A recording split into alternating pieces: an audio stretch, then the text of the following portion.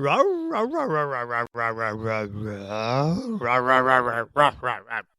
up! I'm listening to Zdenek's English podcast. You're listening to Zdenek's English podcast, by far the greatest English podcast on earth for English learners since sliced bread. My name is Zdenek, and I'm your host. Hello, ladies and gentlemen. Welcome to another episode of Zdenek's English podcast. And this is my second ever episode recorded live in Da Nang. This time I'm recording from my apartment, from my hotel apartment. Would you believe it? And I'm not alone here.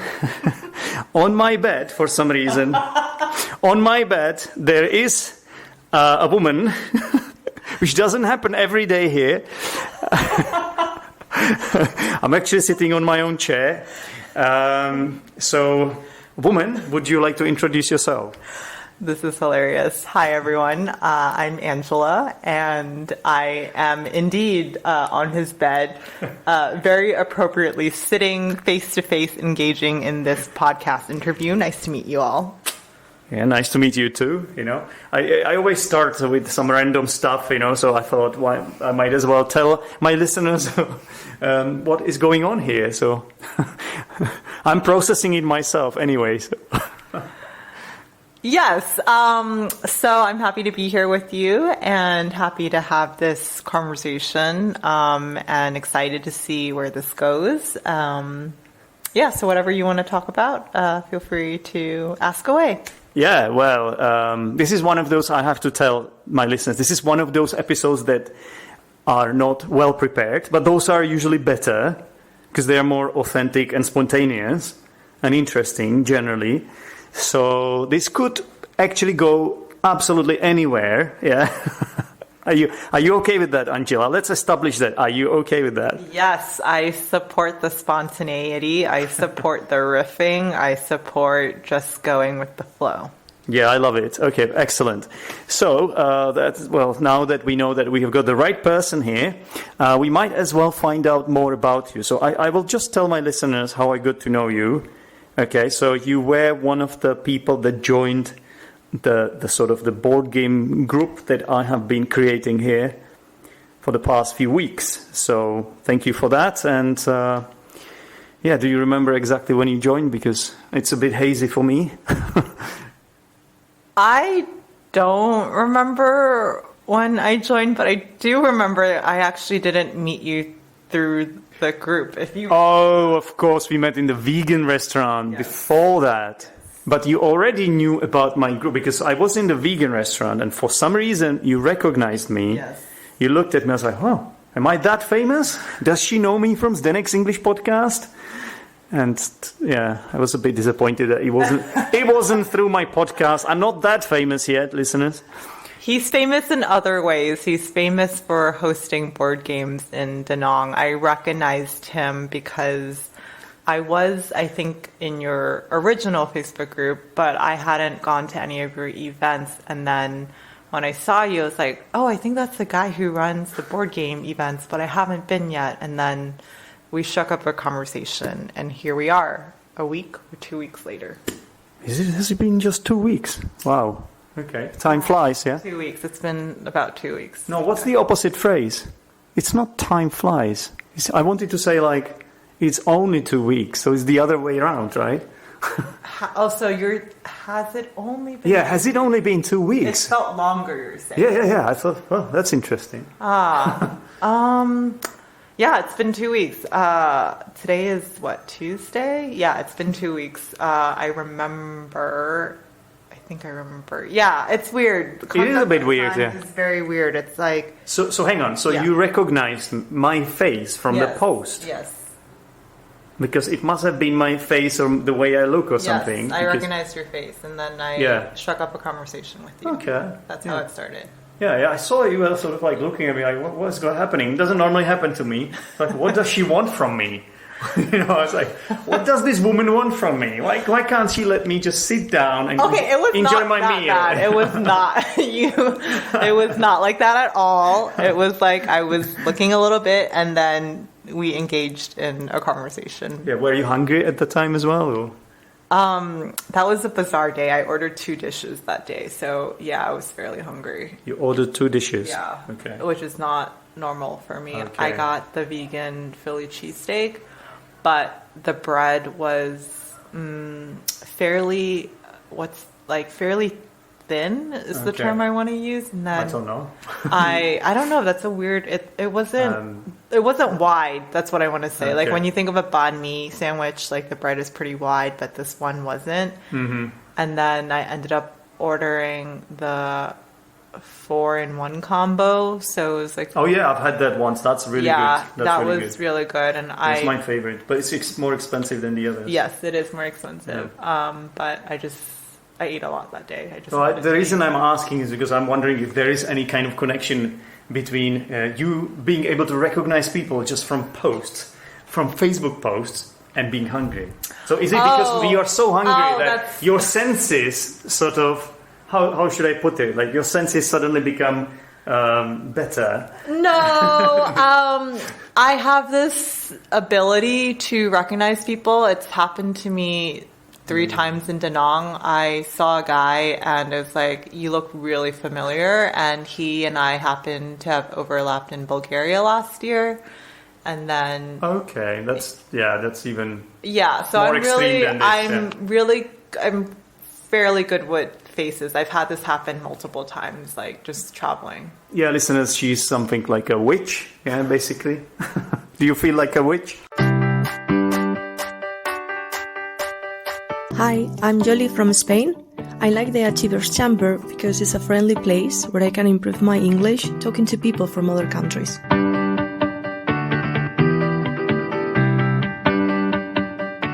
For more information about the Achievers Chamber, go to teacherzdenek.com. Do you feel like a witch?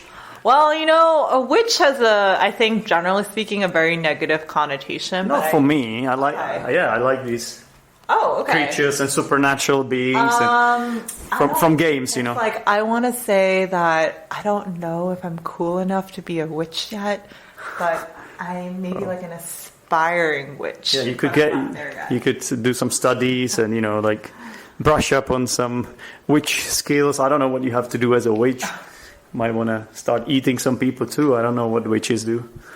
I see it more from a spiritual perspective. I feel like witches are just people who are in tune with their intuition. Okay. Mm-hmm. Are you in tune with your intuition? Getting there. Getting better at being in tune with my intuition. Yeah. Oh, your intuition was excellent, recognizing me, and then you joined the meetup. So you have taken part in a few sessions, yeah. I've taken part in one session, which Only one happened accidentally, if you remember. Okay, now I'm really confused because I'm meeting all sorts of people here. Okay, and what's going on? Have you really joined just one meetup? Just one meetup. Do you remember how that happened? I was at the writers' workshop. Yes. You were not even supposed to be there. Correct. Because you didn't sign in for the event. How did I even let you in? But I joined the game, and I just want your listeners to know that I won both rounds. I won debatable, and I won Donner's dinner table. Okay. Do you remember that? Yeah, Donner's dinner kebab. And in fact, there was a story about Donner's dinner table. I'm not sure. I'm open enough to talk about this, but it's a bit embarrassing for me. But I guess we should we should let the cat out of the bag. Yeah. Okay. So, why did you kill me in that game so early? Okay, so if you guys are not familiar with Donner's dinner table, I think that's what they get. Oh, Donner's dinner kebab is basically a very intricate version of the game Mafia. And it just so happened that you were assigned as the cannibal. Yes, that's right. And I was the pioneer, so I was the good guy. Yeah, I was the bad guy. And the first round, I had an inkling. I used my intuition. Exactly. Now I know. Yes. Now I know. And I will know better now. I used my intuition based on something he said. And I was like, guys, he is a cannibal. And people listened to me, and we voted him off. And then when he flipped the card around, he was, in fact, a cannibal. Yeah. And I killed him off the first round. I'm very proud of that. You convinced everyone around the table that I'm the bad guy. Yes. Based on a hunch. And I found it quite hilarious. So I didn't know how to defend myself because I thought it was absolutely hilarious the way you picked up on what I said to you. It was incredible because what did I say to you? I made a little joke about your meal or something. You were eating. I think you said something about. I think you were eating, and I made I said that you are a cannibal because you are eating meat or something like that. I don't know. No, I think you were like.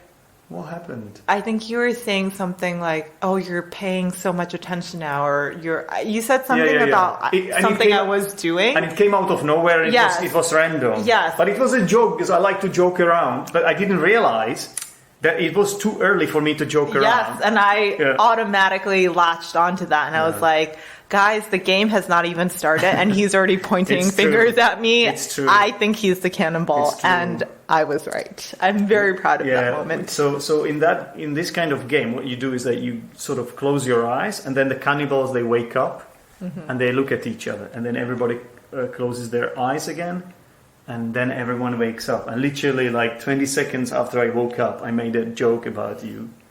And that was like the biggest mistake of that night. But now you know, and now you know to play differently. I just wonder, is this why you came? You accepted my invitation to record this podcast so that you could publicly name and shame me on my podcast. No, I came to talk about India. That was the original plan. I know that's going to be in the title as well. This is just small talk. Yes. We do this at the start of any podcast. That's fine. Going with the flow. I love it. Exactly. So now India. Because when we were in that vegan restaurant, that was the first time we met. Yes. We got to talking, and you told me a few things about yourself, and you said to me that you were not going to stay here for a long time, and I was wondering why. Mm-hmm. So would you mind telling my listeners? Yes. So I'm only staying in Da Nang for a month because I have a ticket booked for India. Yeah. I'm finally going back to India after 3 years. I was actually in India when COVID hit 3 years ago. And unfortunately, at that time, I was debating whether or not to stay in India or to go back to my home country, which is the US. And it had been my first time in India, and I didn't know how the pandemic or COVID would play out. And so I made the decision to leave India on March 18th of 2020. Okay. And at that point, I just remember that it was such a bizarre feeling leaving that day because COVID had not hit that little town I was in India. And it almost felt like there was no need to leave. But again, intuitively, I just had this feeling that I needed to leave, even though there was nothing wrong. And it turns out that my intuition was right because 4 days afterwards, India closed its borders. And had I not left, I would have been stuck in India. Yeah. Well done. I have to say, I'm kind of glad. I mean, I'm not happy that you're leaving, but on the other hand, you would be a difficult player to play with, especially when it comes to these social deduction games. Because if your intuition always works, if it has such a high success rate, then you are a real trouble for the group. Yeah. So I just want to say, playing Donner's Dinner Kebab and Mafia can be really, really stressful when you are a cannibal or a killer. And so even though I enjoy the game, when I am the killer, it's actually very stressful because I don't enjoy lying. I very much enjoy being on the good side and then trying to figure things out. But even then, it can be really challenging. But that's the fun of it. Yeah, I think both roles are fun for different reasons. Oh, for sure. Yeah, and I agree with you that being a good guy is easier to play, and It's just you feel more like a detective trying to Yes. work things out, trying to read people. Who is the bad guy? Who's the good guy? Pick up on the signs, Yes. like the thing you are good at. But when it comes to being a cannibal or I don't know, playing for the mafia, then you have to pretty much lie. You have to Yes. pretend you're Yes. someone else. You have to blend in. Yes. And that's not easy because you have to watch out for your own body language Yes. and your voice may start breaking or something and you're done, right? So Yes. Yeah. I actually, fun fact, so I love playing Mafia. Mafia is the version of this game where anyone can just play it. You don't need a deck of cards or anything. Yeah. And I love playing Mafia when I'm with a big group of people. And actually, when I play with a big group of people, I like to be narrator so that I don't actually have to play, because there's actually something really fun about watching other people play and navigate different dynamics. And so I actually like playing the role of the narrator when I have that opportunity. Fair enough. Fair enough. Yeah. Yeah, so this is it. So we are here to talk about India. Yes. So why India? So what made you fall in love with this country then? You want to go back now? I know, it's an interesting space to be in, because when I left, I didn't feel ready to leave, but so much has happened in the last 3 years that there's a part of me that doesn't necessarily feel ready to go back either. I think that sometimes when you've had a really transformative experience in a place, the second time around or the third time around may just not be the same. Yeah, so you're a bit wary and slightly conflicted about it. You're not sure. Yes. You're doubting your own decision, but you still want to do it. It's stronger than you. Of course. I'm definitely going back. I'm excited to go back. I know I'll be okay when I get there, but I also feel like It could go anywhere. It's helpful to temper my expectations, All because right. the first time was so transformative, but I'm also just in a different place in my I life see. now. So tell us, Yes. transformative, that's a very sort of abstract word, yeah? Yeah. So in what way? Like spiritually or... Yeah, for sure. Spiritually, I was in a little town called Rishikesh, and Rishi in Hindi means sage. So I Okay. was in the land of the sages. Like a wise Yes, man. exactly. So it's a very spiritual place. It's located in the foothills of the Himalayas, and the Himalayas is where people used to essentially have pilgrimages to go meditate in caves and just spend a lot of time in caves meditating.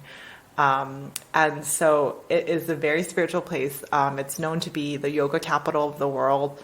They have a huge concentration of yoga teacher training programs, Right. which is actually what I did in Rishikesh. That was my main purpose for going to That's Rishikesh. why you're able to sit on my bed in this kind of way, because I'm sorry, but this is something I really struggle doing after playing years of football. And I have to do a lot of stretching, to even get 1/3 of that. So basically she is sitting on my bed, ladies and gentlemen, cross-legged, I think is the expression. Cross-legged. I bet this is one of the yoga poses as well, isn't it?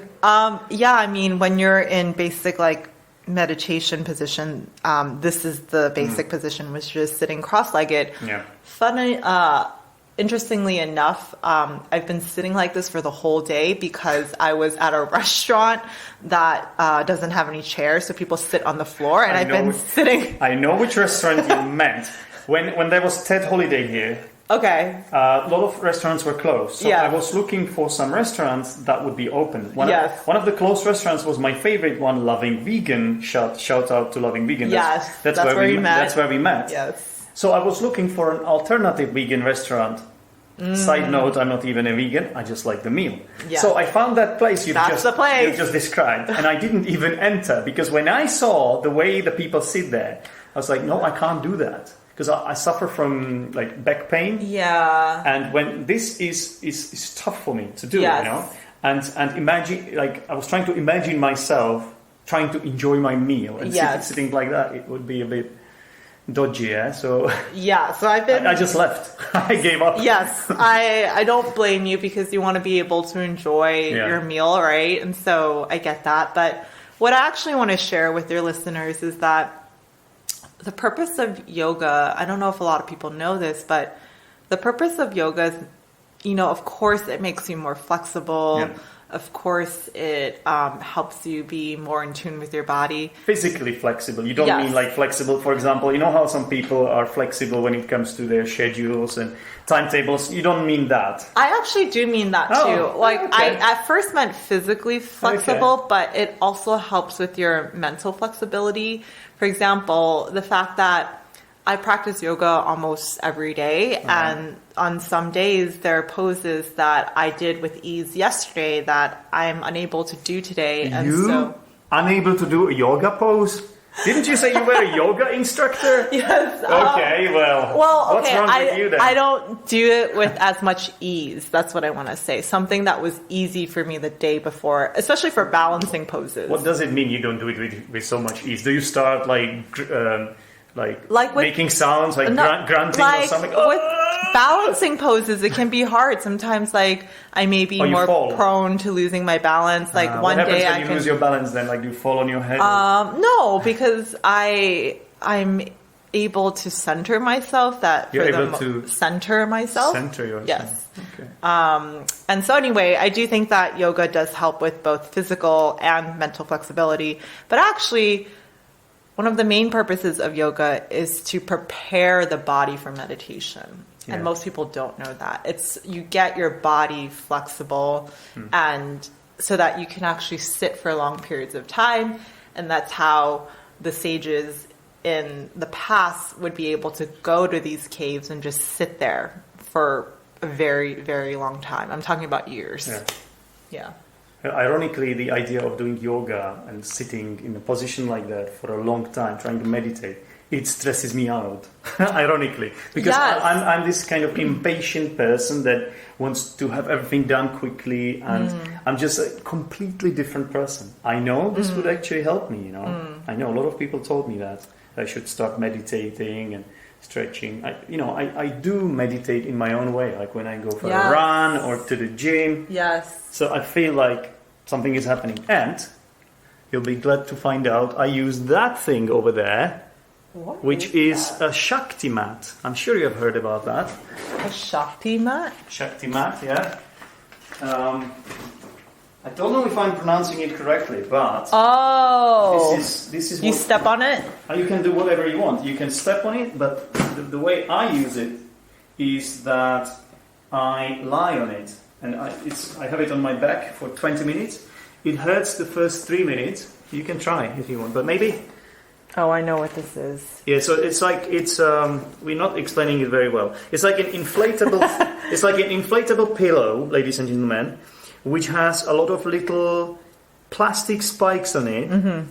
And then as you lie on it, as you put your body weight on it, it's going to start prickling your body slightly, which will bring some uncomfortable sensation at first, but that's only for the first 3-4 minutes until your body gets used to it, and then it feels amazing. After 5 minutes, it's like you're in heaven, yeah. So I highly recommend Shakti mat. I'm not working for the company that sells this product, ladies and gentlemen. I'm just affiliate marketing. I just thought it would be nice to show it to Angela, because since she's into meditation and yoga. So this is the closest I do to yoga, because I do feel like very sort of, what's the word for it? Invigorated? Yeah. Invigorated after using it. I should probably just lie and close my eyes. So I often use my phone or even listen to a podcast or something. Yeah. So it's not exactly meditation. It's as close as you get to that when you are me. Yeah. You know what I mean? I actually do have experience with this. Do you? I at the end of last year I did a dark room meditation retreat. You did what? A dark room meditation retreat. Dark room? Oh my goodness, that sounds like quite scary. What It wasn't scary, but it's exactly as it sounds. You basically meditate in a room that is completely dark without any source of light. How long are you there for? I did it for essentially 3 nights, 4 days. Oh, you stayed there for 4 nights. I heard 3 about nights. that. I heard about that. We have it in the Czech Republic. Yeah. And a lot of Czech YouTubers, they do it because then they have amazing content to talk about. You know? Okay. They just become these people that just, do it, just do it. I see. And then everybody will admire them. All their followers will love hearing their stories. Yeah. So they don't even want to do it. They just, because they are YouTubers, influencers. Oh, It's interesting. that opportunity. So that's what I noticed. A lot of sort of famous people want to do it to get more publicity, and Oh, that's interesting. I don't think they need it. They just want to try it just because they're curious and they think it would be good content for their followers. Very interesting. It's not as big of a thing in the U.S. right now. I Is did it it. not? No, meditation retreats are, but not dark room meditation retreats. So what was it like then? So you couldn't So- use your phone. Yeah. It was all forbidden. No computers, no lights. You could theoretically bring it in and no one's checking on you, but that would defeat the purpose of a dark room meditation retreat. Exactly. But I mentioned it because my room had one of these mats, and it was there as an option for me to just feel the sensations and be in the moment and be present. So it was part of the meditative experience I of see. being in a dark room. So that's how I actually have I see. experience I with see. this. But you didn't see it because it was dark in there. I got a tour of the room before they turned off the lights. So you Yes. so you remember that it was there. It was a showed you. mat. It wasn't a pillow, Yeah. but it Yeah. was a mat just like this. And every so often I would go step on it to essentially reinvigorate myself because I was very tired in the dark room. I think this is just one of the ways they can make it. Like it's not. Yeah. It's not always like this. Is like a plastic pillow which you can inflate. Right? Yeah. I feel like you need to include a link to what this looks like so that like there's visual reference when people listen to this episode. Shakti mat. M-A-T Shakti. How do you spell Shakti? I think S-H-A-T-I. I think That would be Shakti. Shakti. I don't know. Okay. I don't know what it's not called. even an English word, so I don't know how to pronounce Yeah. it. But I'm sure you can Google it, ladies and gentlemen, and it's really good. And I think it's not that expensive, and it will pay off if you have some problems, like especially with your back. That can help. Like if you use it long term, I think it's very, very good. It's like an alternative to a massage, let's say. Yeah. Why did I start talking about this?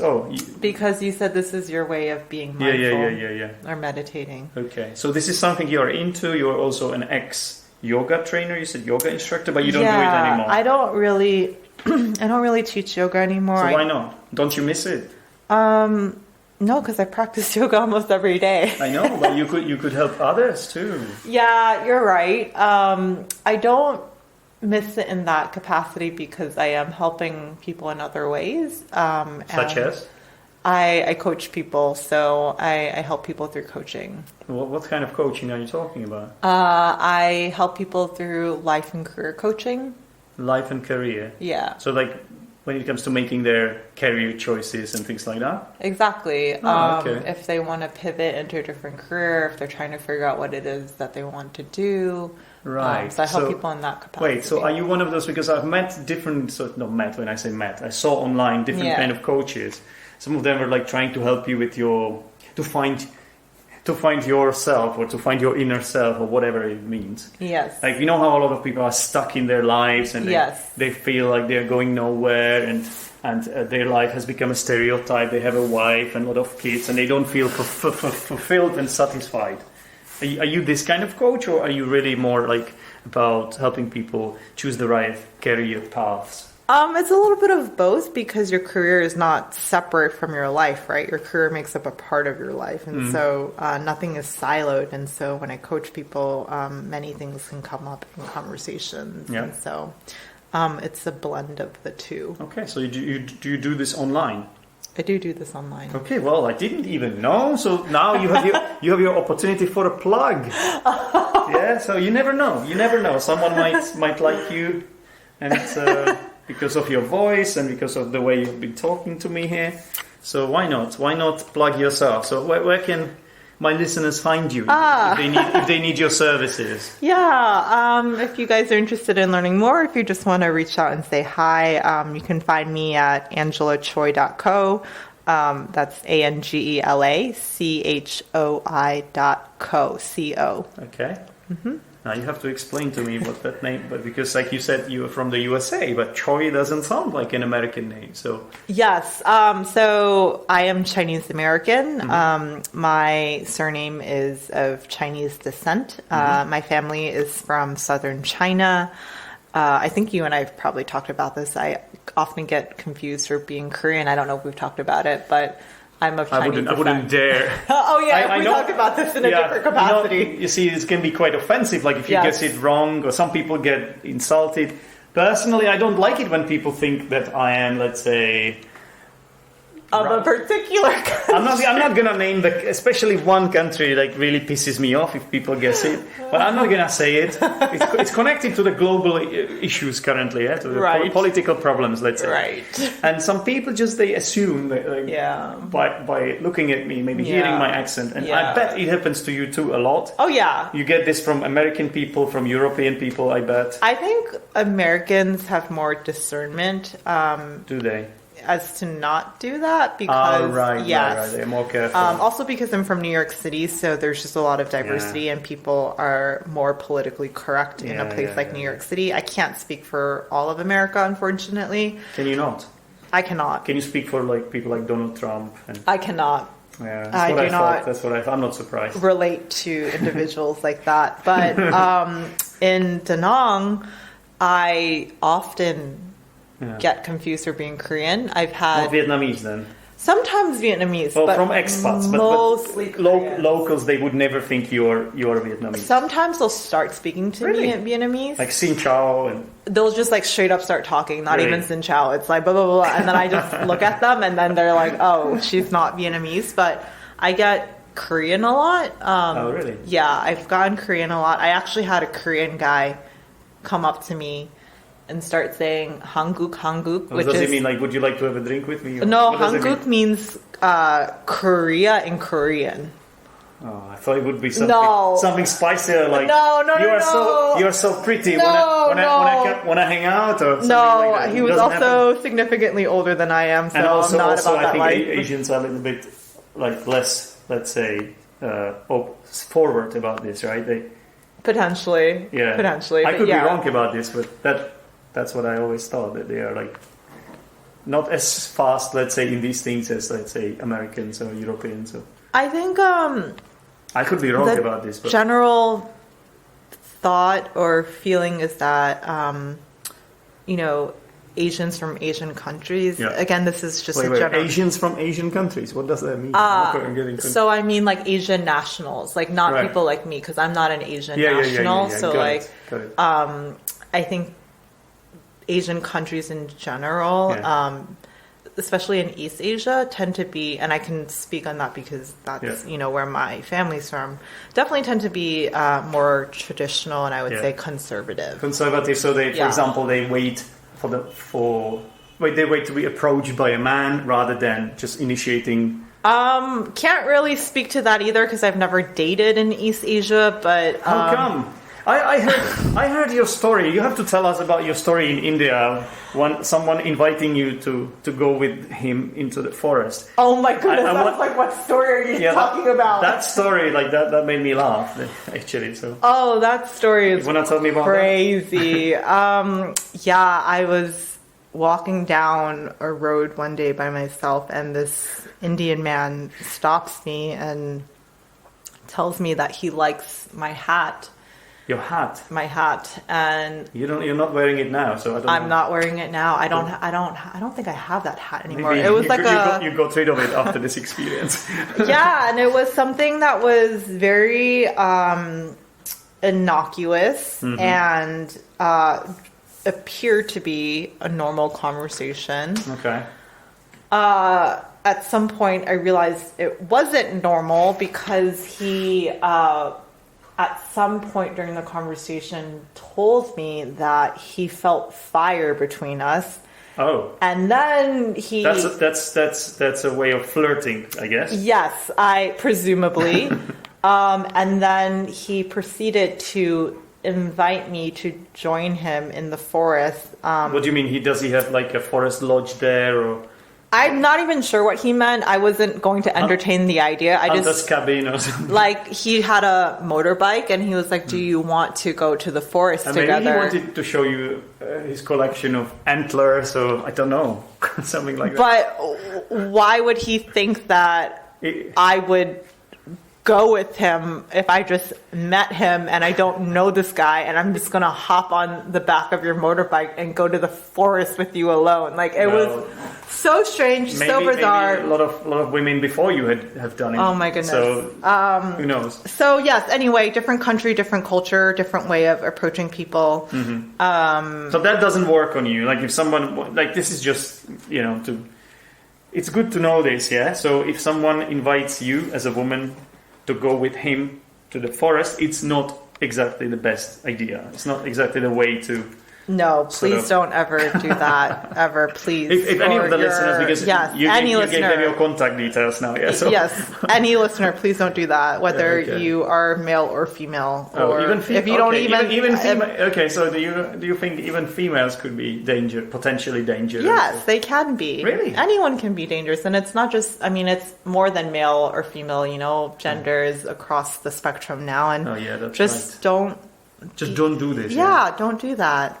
Be... On the other hand, you're someone who has been in a very, very dark place for a long time. And so that's interesting. So. Oh, what do you mean by that? No, you said you did that dark room meditation. So why would you be scared of a forest if you had done something that is even scarier than that?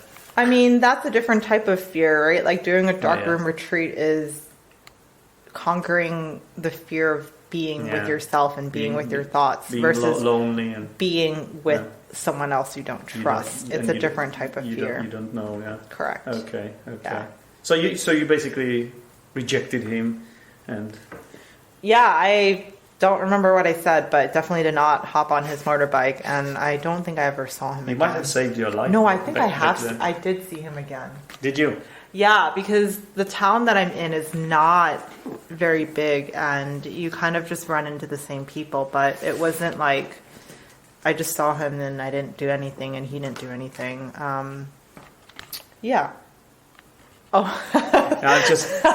Let's explain this. I've realized Angela started getting really comfortable here, which is fine, that's okay. But I think she likes my Shakti mat a lot, which is fine as well. But I'm not sure that this dictaphone is happy with it. Oh yeah, you hear like weird sounds in the background. Do it a little bit for the listeners so that they know. Because I am basically placing the soles of my feet on the mat to feel these different sensations on the soles of my feet. So if you hear the weird background noise, that's where that comes from. No, yeah. Which is not good for podcasting exactly. purposes. That's why I brought it up. Yeah. Okay. So I've realized this is what you are doing.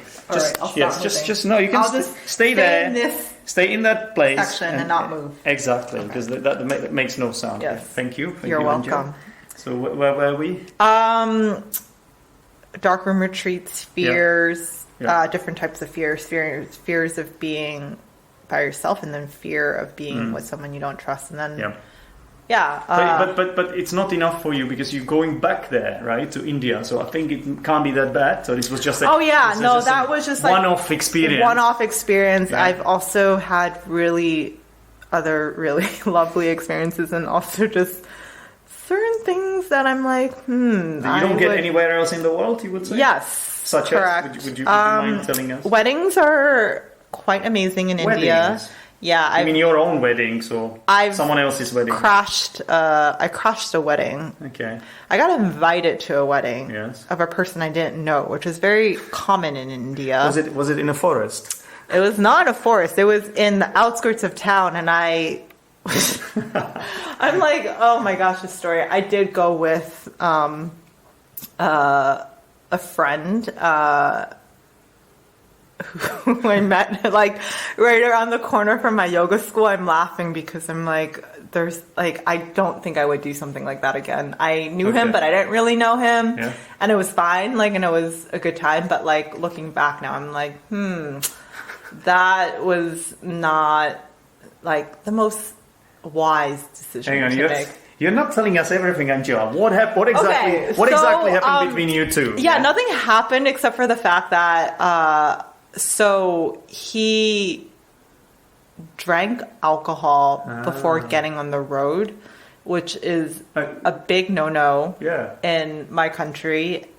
But apparently he's been driving a motorbike since he was 12. But like, I really should not have been in that situation. But I found myself in that situation. And so did you notice that he was drunk, like before you jumped on? He wasn't drunk, thankfully. And when he did start drinking, I was like, can you please stop drinking? And it like, because you knew he would be taking you home. Yes. And so like I voiced how I felt, and he was respectful of that. But like, had I not said anything, I think he would have drank more. And I think there's just a different culture around things like that. But I think back now, and that was the situation that I shouldn't have found myself in. That's how you learn. That's how we learn, right? Yes. You're still young, I think, but you were even younger than you are now. So yes. I was wondering what would happen if I said you were young, because that would imply that now you are old. So I didn't. Are you calling me old? No. No. I mean, we're all aging as we speak. So we're all aging as we speak. Your listeners are aging by the second, by the minute as they're listening to this. They're older than they were when they first started listening to this episode. To be honest, like, you will be forever young if you do yoga and meditation and all those things, because it's just one of the things that make you young, I think, right? It keeps you healthy in mind, body, and spirit. Yeah. Yeah. Nice one.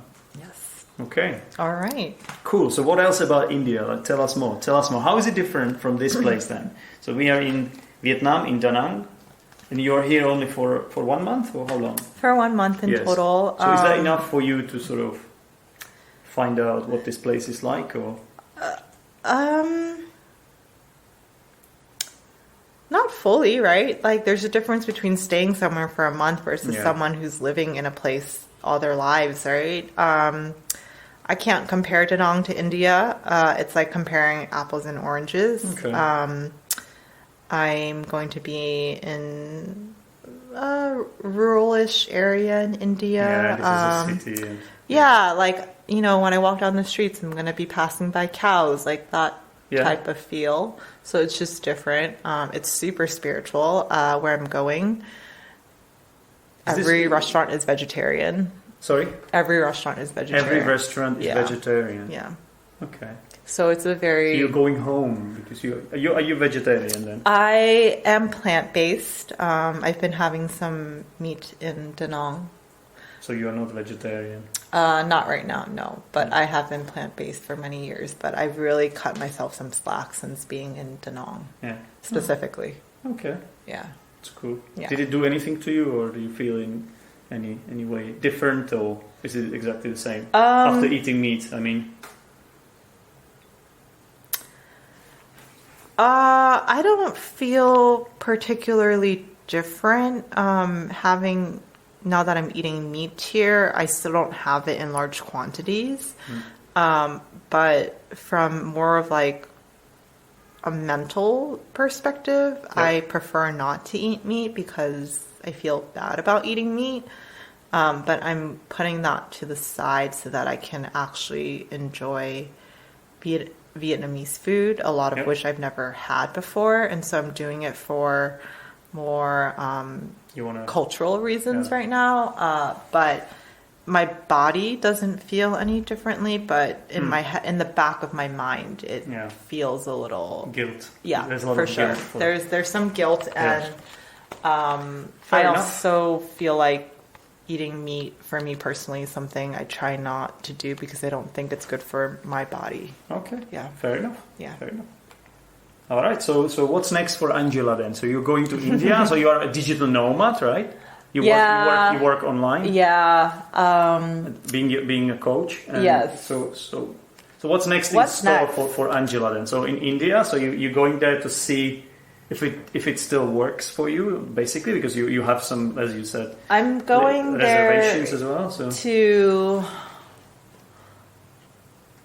I'm going there to better know myself. I'm going there to complete a trip that felt incomplete. And I am... So what's going to happen after that? How long is this going to take? Can you tell the future? No.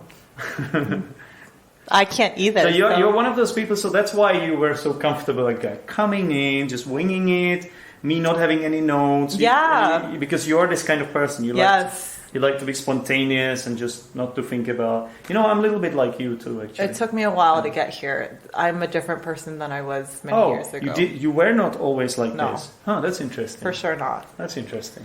I used to be the type of person that did everything in a way where it's like, okay, where am I going to be 2 years from now? Okay, after I leave that job, then what am I going to do next? Okay, like I need to go to grad school, and then that's going to take 2 years, and then what am I going to do after grad school? I used to think that way. Did it stress you out? No. Is this like? It was very limiting. Yeah.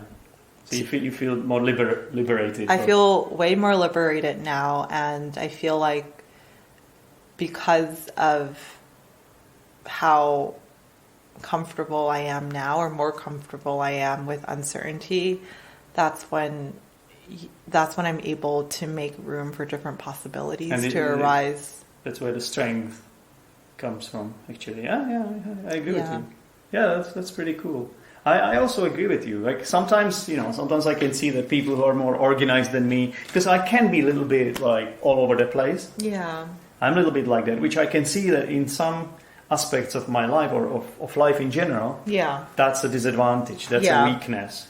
However, I can also see that there are so many positives about being able to improvise and just wing it. Yeah. And it's generally for me personally, because I'm this kind of person, like it's more fun. I'm enjoying it more. Yeah. I don't think there is a right or wrong way of doing things. I think that, for example, like when we met today, we set up a time, right? Like there are certain things you can improvise, certain things you can't improvise. Like it would be strange if I'm like, I'm just going to come when I want to come, like that, And so I think it's just really figuring out for yourself what works and what doesn't work for you for different elements of your life. And so right now, at this point in my life, I am leaving things a little more open-ended. Yep. I have thoughts about where I want to go next, but I'm not attached to those thoughts. But isn't this more interesting and exciting? Totally. And mysterious, and that totally. That's the kind of sort of TV shows or films I like to watch. Yes. They're open-ended. Yes. I don't know what's going to happen. Correct. I don't know who's going to get killed. I don't know. It makes me want to come back for more. Yes. Rather than if everything is written and done by the script. Yes. Which can get very boring and mundane and tedious. Yes, I could see that. I mean, there are some, I have moments where sometimes it's like, I don't know where I'm going to be a couple of months from now, but then I have to remind myself, like, in this moment, I'm okay, and not to think so far in advance. And my life has proven to me over and over again that answers reveal themselves if you give them time.